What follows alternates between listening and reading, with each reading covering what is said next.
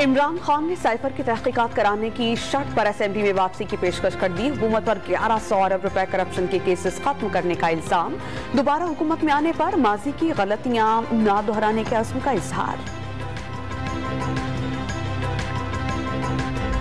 तहरीक इंसाफ के मुमकिन धरने से निपटने के लिए प्लान तैयार। वज़ीर दाखिला राना सनाउल्लाह की हिदायत पर कमांडेंट FC और IG इस्लामाबाद की ज़ेर सदारत इजलास। इजाफी नफरी के लिए FC बुलाने का फैसला।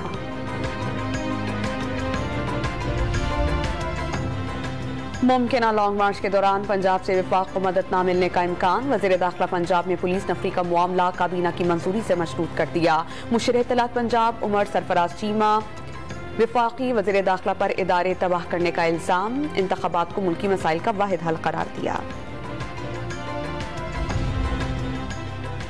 दहशतगर्दों ने बच्चियों के 1000 स्कूल्स पर हमले किए। दहशतगर्दों से मुज़ाकरात किसके कहने पर किए जा रहे हैं? जस्टिस काजी फाइज ईसा का सवाल। अफसरान की गाड़ियों पर खर्च किए जाने वाला पैसा पब्लिक ट्रांसपोर्ट पर खर्च किया जाए। जुडिशल कॉन्फ्रेंस से खिताब में तजवीज़।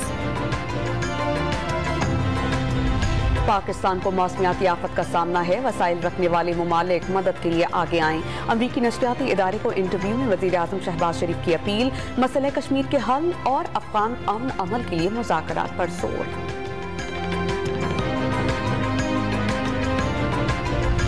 G20 ममालिक ने पाकिस्तान के कर्ज की अदायगियां मुअख्खर कर दी। 3 अरब 68 करोड़ डॉलर कर्ज 2025 था 2028 तक मुअख्खर किया गया। कोरोना वबा के दौरान अदायगियां मुअख्खर करने के इक़दाम शुरू किए गए थे।